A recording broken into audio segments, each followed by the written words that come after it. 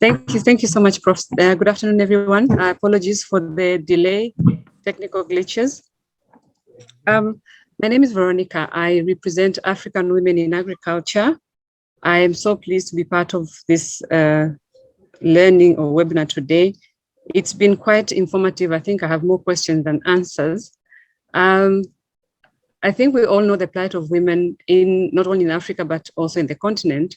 And if I can just mention one key thing that was captured by FAO, that should you close the gap, the gender gap in agriculture, you will increase the yields of up to 30%. And this could reduce hunger by up to 17%. I think this is a very important statistics to bear in mind.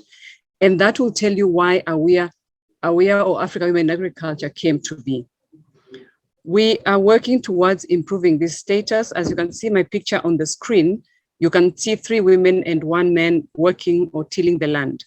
What we are trying to do as Aware is to empower these women to not only use better tools, to be well informed, to understand what is available across the agriculture value chain so that they can actually earn more, improve their skills and overall well-being of their communities. So African Women in Agriculture is an NGO. It was founded in 2018, and our vision remains to be capacitating women's access to agri-ecosystem, driving socioeconomic impact through disruptive virtual and physical communities. Aware is reimagining agriculture for women. So what is our purpose?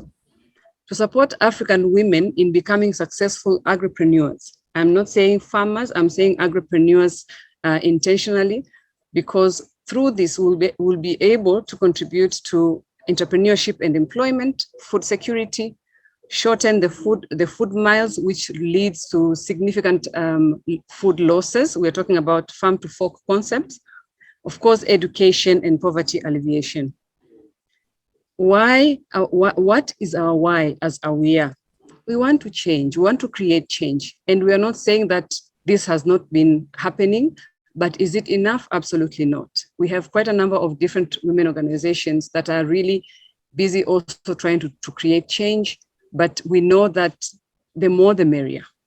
We want to empower women, we want to impact hunger and poverty, give back to the community, make a difference, develop a new model or a new cool narrative around agriculture, specifically for women, and attract the younger generation who relate agriculture as a sign of failure. We want to drive aspiration. We want to create an ecosystem in giving women success. Just a brief about our organization. We have 4 business models. We are locating at Ikenhof Farm in southern of Johannesburg. We have a farming business where we have a 10-hectare farm currently tilling about 3 hectares with organic farm as well as hydroponics. We have an empowerment program that we call it Lwazi Incubator, where we incubate 12 women annually, but this year we're going to incubate 24 because now we are growing.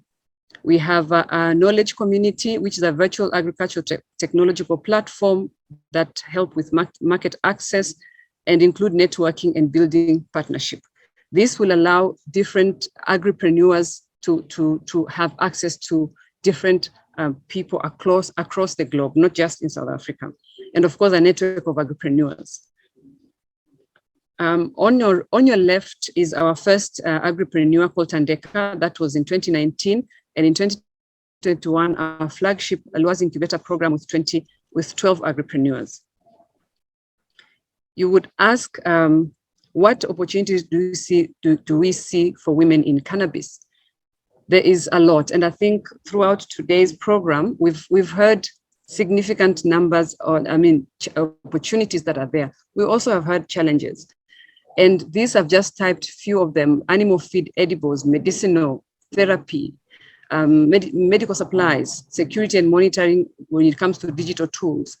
You know, we spoke about biomass just now. There is so much. And I think we want women to be at the forefront to understand what opportunities are there and how they can capitalize on them.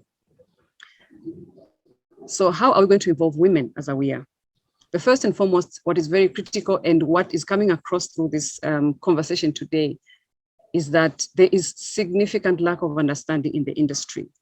And that lack of understanding is creating a lot of barriers that somehow, I bet some of the speakers, I think they said it doesn't make sense to ask for capital, such high capital intensive, only for you to be licensed later. So that perhaps is lack of information on the side of policy regulators that needs to be examined. So as AWIA, we will do our best to understand the opportunities and challenges and share with women and break them down in what we call chewable pieces. So I'll give you an example. In a hospital, you have different people in the medical field. Not all of them are specialists, a cardiologist, for example. You will have a nurse, you will have a medical assistant, you will have a GP, then you'll have a specialized doctor.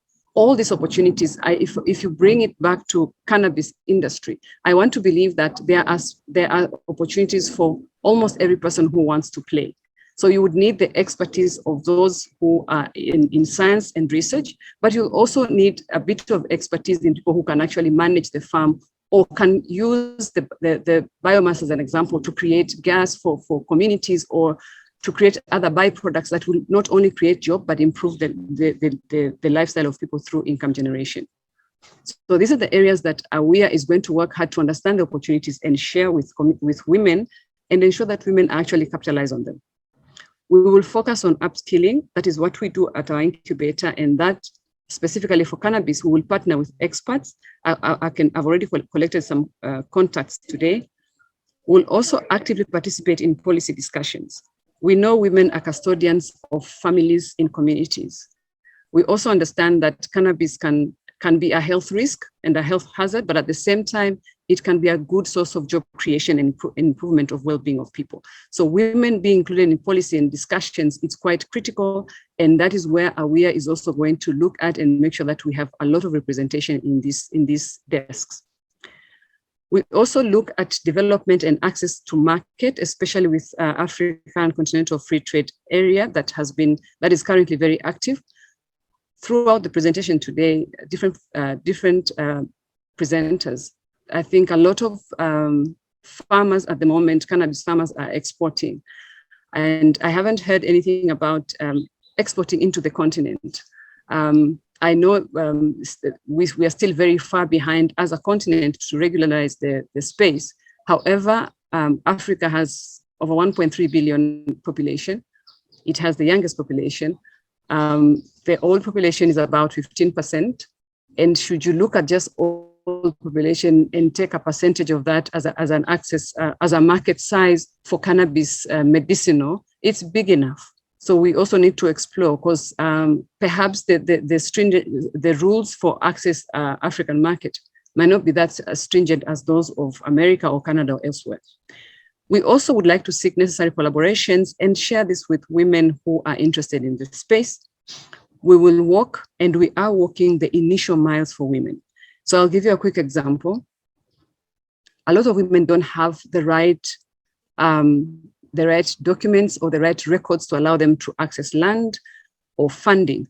Okay, so AWIA as an organization is able to assist in this so that there is somewhat soft landing for women agripreneurs who want to own land or to lease land for their endeavors. And this is where AWIA plays a very big role. Access to funding through collaborations with the funding institutions, AWIA is able to assist the incubatees that we train and those that will join us to access different types of funding, of course, based on qualification, but we are going to be having the initial discussions to help them understand what it takes to access funding. Job shadowing opportunities to allow women who are interested in different areas of farming to have access to real life experience before they embark on their own journeys, as well as assisting them in licensing support. Not that we're issuers of any licenses. However, we believe that as an organization, we have more muscle to go and knock doors and talk to the regulators. And it's more difficult for a woman who finds it very, red taping and all those challenges. It's quite difficult for them to actually access regulators and get assistance.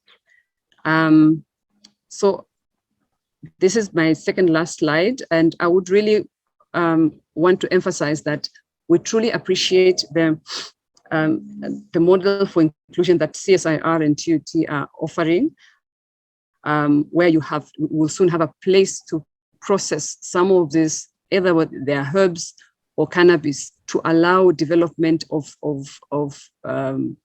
possible medicinal or oils or other products that can be of commercial use. And as I said, Africa is ripe for this kind of businesses, not just cannabis, but herbs. And AWIA is at the forefront to start collaborations with this CSIR as well as TUT to see what can come up with those processing and how can we commercialize and make them a business. This is me. Thank you very much for your time. And on my right is the team, Sbongile in a pink scarf, Bianca, Janice, myself, and Agnes. Thank you very much. Thank you.